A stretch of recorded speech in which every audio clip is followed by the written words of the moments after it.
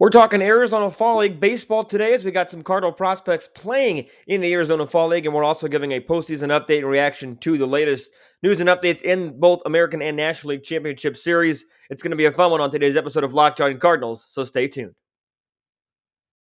You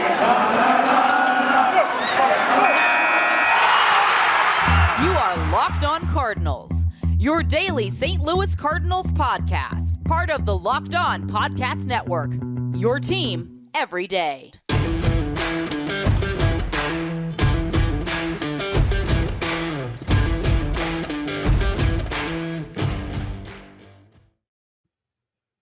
Hello and welcome into Locked On Cardinals for Wednesday, October the 20th of 2021.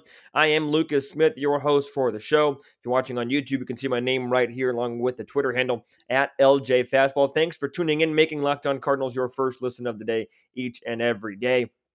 Every day that you tune in. Much appreciated. We're brought to you in part today by Spotify Green Room. Go ahead and download the Spotify Green Room app and find one of our Locked On rooms today. On today's episode, we're going to be kind of giving a breakdown of some of the stats that I found on the Arizona Fall League, because the Cardinals do have some prospects in the Arizona Fall League. We'll also do kind of a recap on the top 10 national or Cardinal prospects rather for the St. Louis Cardinals and what role they might be playing here in the 2022 season, all while keeping in mind with the fact that the new manager could have some differing philosophies on whether or not they're going to rely on veterans, new guys, whether they want some outside help.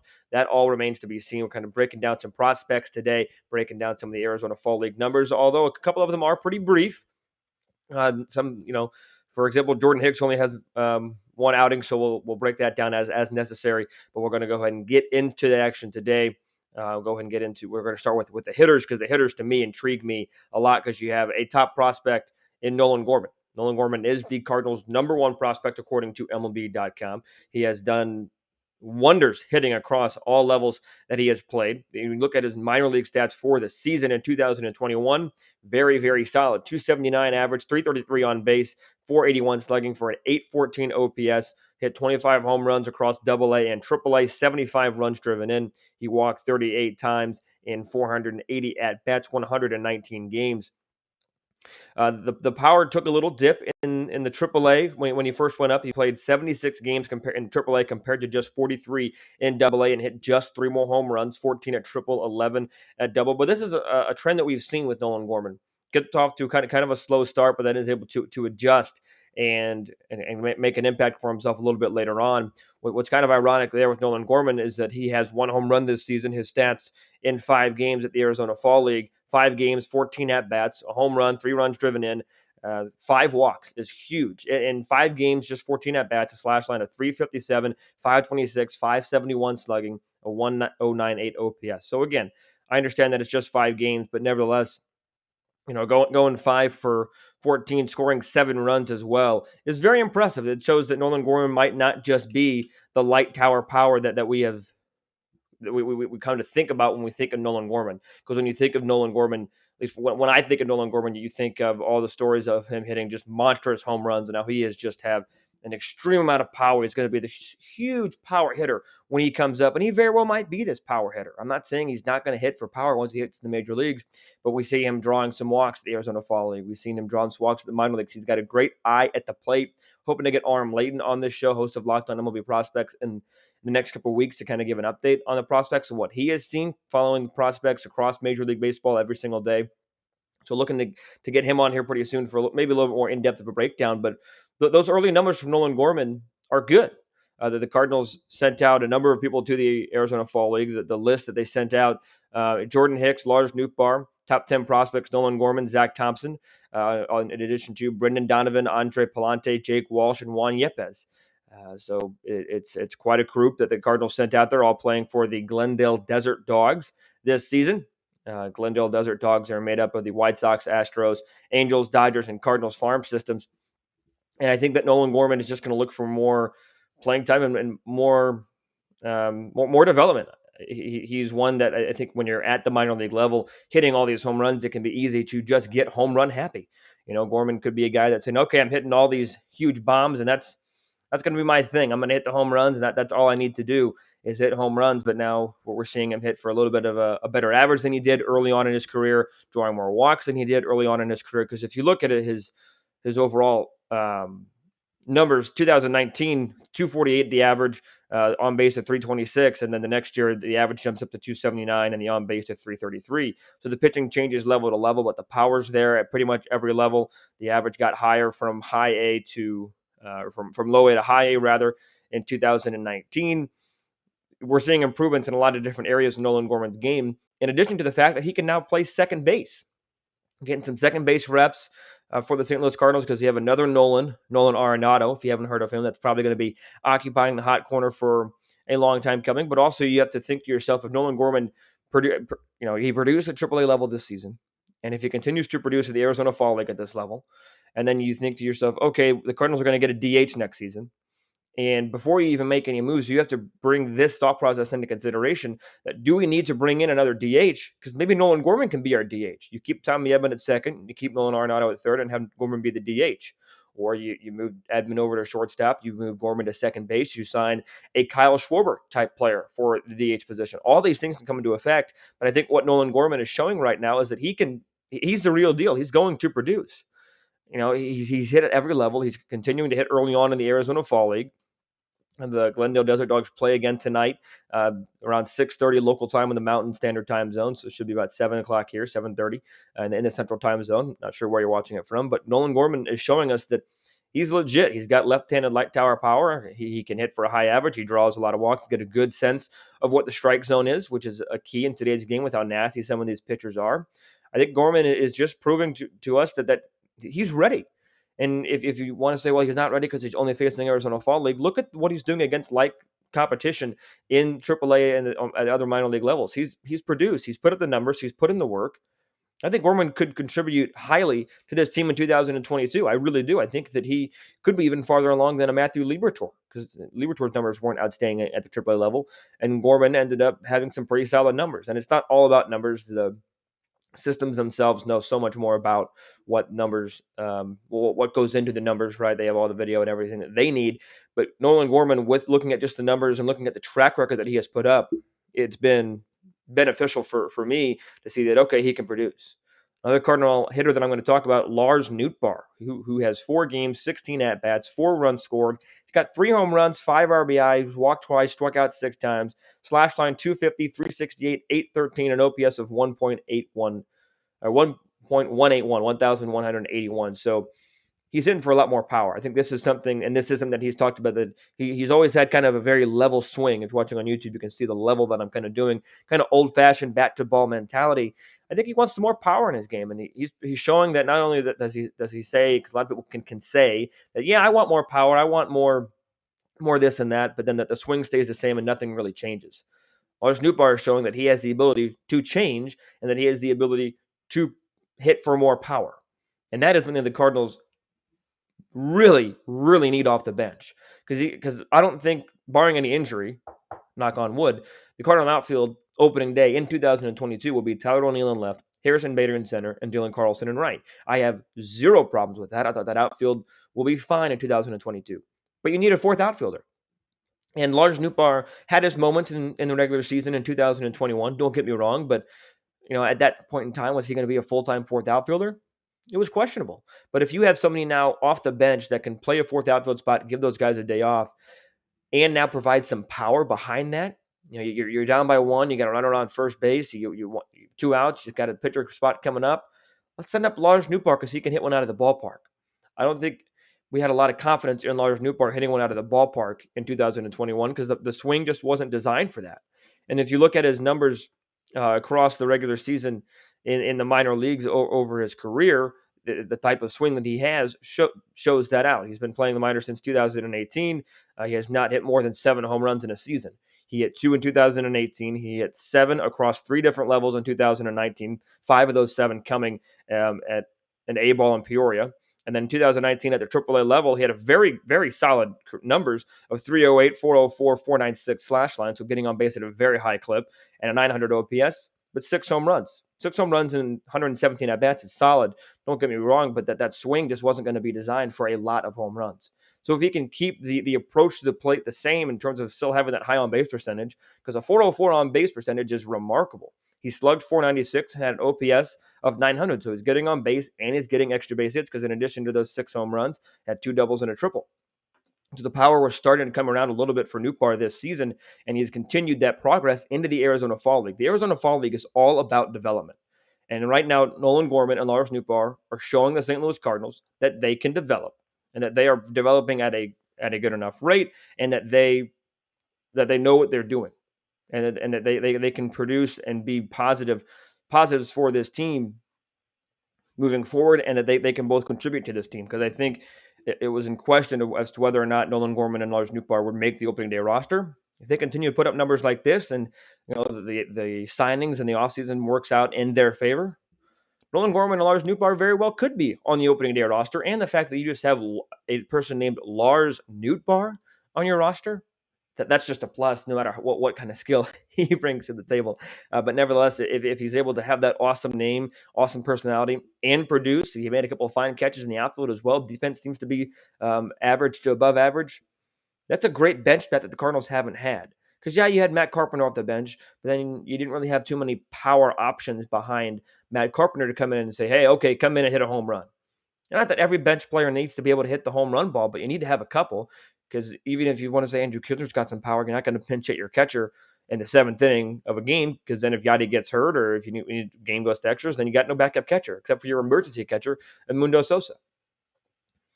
Paul DeYoung had a little bit of power, but that's streaky at best, in my opinion. So do you really trust him to come off the bench? Because he can really carry a team over a stretch of time, but it's not really controlled power. It's just kind of when it comes, it comes. So I think Nootbaar and Gorman, if the Cardinals need to, have him more as a bench role, which I don't think they're going to do. I think they're going to bring him up whenever he's ready to play full time. Then you have 1 to 2 options off the bench on an off day. If Gorman's having an off day, and then you got an option off the bench there for power. Same thing with Nootbaar being the 4th outfielder. These guys are putting up solid numbers early in the Arizona Fall League. And again, you can kind of fall into the trap of looking too much into the numbers in the Arizona Fall League, just like you can looking too much in the numbers in spring training. But just looking at the numbers, if you want to go by just the numbers, which I wouldn't recommend, they're solid. And I'm not right now looking at the numbers this season as well as the past seasons and readings and things of that nature of how they're looking at the plate and how they're producing. And it's been very solid. And offensively, that's what the Cardinals need. They need players to continue to produce and develop. So that's going to do it for the hitting side of the Arizona Fall League update. You got 2 pitchers to talk about for the St. Louis Cardinals side, Jake Walsh and Jordan Hicks. Jordan Hicks working his way back from injury. That's why he was able to join the Arizona Fall League roster due to injury. So we'll go ahead and talk about those 2 gentlemen, as well as do a recap of the prospect list coming up here in just a moment. But first, I do want to tell you guys about our title sponsor today, and that is Green Room. Green Room is the first audio social platform made for sports fans just like you. The app is free to download, and once you're in, you can talk with other fans, athletes, insiders in real time about your favorite team or sport. Green Room is the perfect place to start or join conversations about the league. You'll find fans just like yourself on the Green Room app for watch parties, debates, post-game breakdowns, and, of course, reacting to big news of rumors. You can find Locked On hosts across NBA, MLB, and the NHL channels. To go download the free Green Room app now, currently available on all iOS devices. Create a profile, link your Twitter, join the MLB group for the latest league updates, and be sure to follow me at LJ Fastball. I know you will also find a ton of other incredible Locked On rooms. Download the Green Room app today. Green Room is changing the way we talk sports. Let's take a recap of the Cardinals' top prospects, top 30 prospects according to MajorLeagueBaseball.com, MLB.com. Top 3 are 3 names that we are very familiar with: Nolan Gorman, Matthew Liberatore, Jordan Walker. Mason Wynn is the 4th. He's a shortstop. Joshua Baez is an outfielder who the Cardinals just drafted recently, 18-year-old.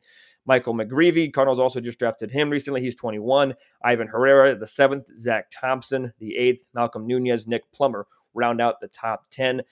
Delvin Perez, somebody who had some success at the AA level. Lucan Baker had success at the AAA level. They are 13 and 14, respectively. We saw Angel Rondon, the right-handed pitcher, make a couple of appearances. Brendan Donovan's getting a lot of looks at the AAA level. You have a lot of good things to like about this top 30 lineup, including Juan Yepes, who just tore it up. to close out the regular season. Ali Sanchez, we also saw some time as well whenever Molina went down. So a lot of names that we can be familiar with as Cardinal followers and people who are paying attention to see who's coming up next. Who is the next guy that's coming? Because it very well could be a Nolan Gorman, a Matthew Liberatore, an Ivan Herrera, a Zach Thompson, some of those top 10 guys, but it could as well be a Juan Yepes, somebody who tore it up to close out the season. As I mentioned, just an absolute unbelievable 2021. He's a little bit on the older side, Mr. Yepes, but he's been playing since 2015 at the professional level. Outfield first baseman, 23, so a little bit older just in terms of the rookie, but he started young. His numbers at Memphis were incredible. 92 games, 382 on base, 589 slugging. He had 22 home runs, a 289 average, and 63 runs driven in. He tore it up. It's unfortunate that he's playing outfield and first base, so two positions that are very backed up right now. But somebody that if you want to maybe mold somebody into a first baseman, that would to replace Goldschmidt, that'd be incredible. Somebody that's not in the top 30 that is on the Cardinals roster or is on the Glendale Desert Dogs roster, that is a Cardinal, Jake Walsh. He's so far on the season 2 innings pitched, 3 hits, 2 earned runs, 2 walks, and 2 strikeouts. So not an exceptional start to Jake Walsh's Arizona Fall League career here in 2021. But if you're looking at Jordan Hicks, he's got a hit, 2 runs, and 2 innings, a walk, and 3 strikeouts. Jordan Hicks is just trying to work his way back from injury. I think something for Jordan Hicks to pay attention to is not necessarily just the numbers, but saying, okay, is he going to develop himself more into back to a bullpen arm, throwing 100, just focusing on the fastball slider? Or is he somebody who has expressed interest in doing this, but is he somebody that has the ability to go up and be a major league starter? Because I think ultimately that could be a role for Jordan Hicks, or even if he wants to be a starter, the Cardinals could use that as a trade bait, as a trade piece. But for Jordan Hicks, it's just going out there and finding the field for pitches again, because that can be extremely difficult for somebody like Jordan Hicks. Coming back from injury, he relies a lot on feel, because if you can throw 100 all day long if you want, but if you're throwing 100 that is straight, Major League Baseball hitters are going to be able to hit that. You got to be able to throw even. There's an argument to be made that 95 with some tail is better than 100 straight, because a player could swing at the 100-mile-an-hour straight and hit it pretty square, but they do that same swing at a 95 with a little tail at the end. You miss the barrel. So for him, it's going to be about how can he get the feel back? How can he develop pitches? And if he's going to try and develop to be a starter, being able to stretch out a little bit, stretch out into being able to throw multiple innings, develop more than just the fastball slider combo that we've seen from Jordan Hicks in the past. But this is somebody that is just, when he's right and when his fastball is right, he is must-see baseball, without a doubt. He's much-watch television if you're on TV. If you can get down to the ballpark to watch this guy pitch, he is must-watch baseball, because he can light up a radar gun. He can make hitters look silly by having them swing at a pitch at their head because they like it, how fast it looks, or they have them diving out over the plate on a slider down and away that is just filthy. So Jordan Hicks is somebody, for me, that needs to develop a little bit more to be a starter. And I'm not really a huge fan of him being a starter, not necessarily a knock against Jordan Hicks, but the Cardinals right now, in my opinion, are in more need of bullpen arms than they are of starters, because you're going to have Dakota Hudson, Miles Michaelis, Jack Flaherty, Adam Wainwright already coming back as starters. Those are your 4. You're also going to have Alex Reyes competing, a Zach Thompson competing, maybe even a Matthew Liberatore competing. If the Cardinals sign somebody that is arguably better than anybody that I just mentioned, maybe they could go out and get a Max Scherzer. Maybe they get a top-tier pitcher like that. Who knows? So I think that Hicks is more needed in the bullpen.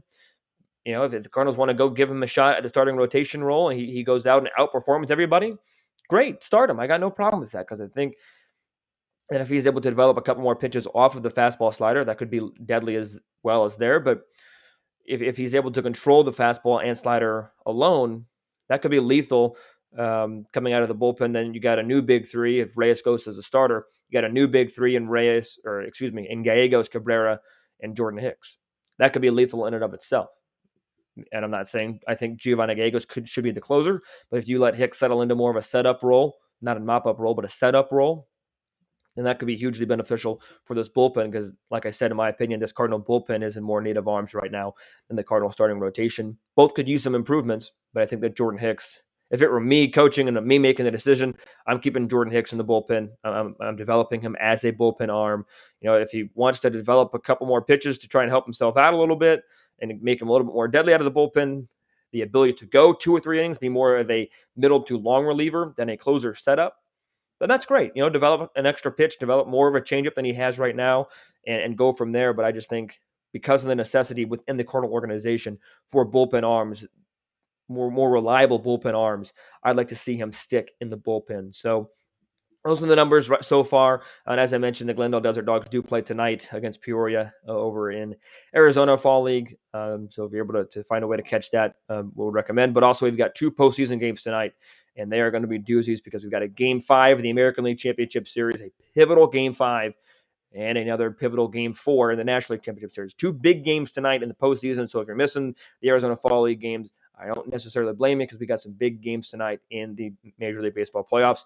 I'll give kind of an update, my thoughts on the last couple of games that I've watched coming up in here in just a moment. But first, one more break, tell you about 2 of our wonderful sponsors, 2 longtime sponsors. And the first is the best tasting protein bar in the business. That's Built Bar. Built Bar has incredibly delicious flavors that you can order. Coconut, cherry barcia, raspberry, mint brownie, double chocolate. That's my favorite. Salted caramel, strawberry, orange, cookies and cream, German chocolate. If you haven't tried all these flavors, go ahead. Get yourself a mixed box where you get 2 of each of the 9 flavors so you can't go wrong. These Built Bars are the best tasting around, but they're also still healthy. Check out the macros: 17 to 18 grams of protein, calories ranging from 130 to 180, 4 to 5 grams of sugar, and 4 to 5 grams of net carbs. All amazing flavors, all tasty, all healthy. Order today. Get the double chocolate in honor of me. Get a mixed box to try them all. Built Bar is the official protein bar of the U.S. track and field team. You can't go wrong when you're doing something that professional athletes eat as well. So go to Built.com, use promo code LOCKED15. That is LOCKED15, LOCKED15 for a 15% discount off of your order with LOCKED15. Get yourself some Built Bars today. BetOnline is back and better than ever. A new web interface for the start of basketball season and more props, odds, and lines than ever before. BetOnline remains your number one spot for all the basketball and football action this upcoming season. Head to the new updated desktop or mobile website to sign up today and receive your 50% welcome bonus when you sign up by entering the promo code Locked On. 50% welcome bonus on your first deposit when you use our promo code Locked On, LOCKEDON. Whether it's basketball, football, baseball postseason, NHL, boxing, and UFC, or your favorite Vegas casino games, don't wait to take advantage of all the amazing offers at BetOnline for the 2021 season. BetOnline remains to be the fastest and easiest way to bet all your favorite sports. BetOnline is where the game starts. We will start in the American League, talking about the American League Championship Series between the Boston Red Sox and the Houston Astros, 2 teams that might not be very well liked across the country, except in Boston and Houston, but they have provided us with some incredible baseball here to start, or here to end the season. It's been an incredible championship series. Anytime you got a 2-2 series going into Game 5, you know you're going to have some great moments. The Red Sox with all their grand slams in the first 3 games. The Houston Astros with the 7-run 9th inning yesterday, 8 runs in the final 2 innings with the Jose Altuve home run coming in the 8th. That was electric. Whenever any crowd is silenced, like Boston was last night, it's kind of jaw-dropping. Obviously, if you're watching the Cardinal game, we might not want it to happen to them, but anytime a crowd like Boston is silenced, that takes some skill. Was there a missed call by Laz Diaz in the strike zone? Probably, maybe. We're not going to get into that. I'm just going to talk about the baseball game itself without getting into the umpires, because at the end of the day, there were probably a dozen other things that went wrong for the Red Sox that resulted in not scoring more than 2 runs. There was a gutsy move that again, managers are judged off of the result. That in this case didn't pay off for Alex Cora. He brought in Nathan Eovaldi to try and close out the game, and Nathan Eovaldi allowed the runs to score. And now Nathan Eovaldi is burned for at least a couple of days, at least one game, with Chris Sale starting Game 5 tonight in Boston. So if Eovaldi gets the job done and the Red Sox win and you have a chance to clinch today, then yeah, it might not be a huge deal that he's unavailable. But now you have a pivotal Game 5 with Chris Sale starting on the mound and Nathan Eovaldi, one of the top starters in Boston, unavailable because he pitched yesterday. So it's all about results. Was it the right move at the time? Sure, I didn't have a huge problem with the move. Yes, it was kind of eyebrow raising, And yes, I criticized Mike Schilt a couple weeks ago for not bringing in a Dakota Hudson or a Jack Flaherty, bringing in Alex Reyes. So I understand the concept of going with your best, and Anthony Volpe might have been the best option. But like I said, this is a results-based business. The results didn't work out, so Alex Cora is going to get some heat from it. And at the end of the day, if you can defend the choice, then you can defend it. Alex Cora was able to defend it, and I think that, like I said, I understand the logic behind the move. And just like I just said as well, there was, a big part that wished Mike Schilt would have made a similar move 2 weeks ago. But Game 5 is tonight, 4:08 Central Standard Time. Framber Valdez gets the ball for the Houston Astros. Chris Sale for the Red Sox over the course of the season. According to MLB.com, Chris Sale 5-1, a 3.16 ERA, 52 punch outs.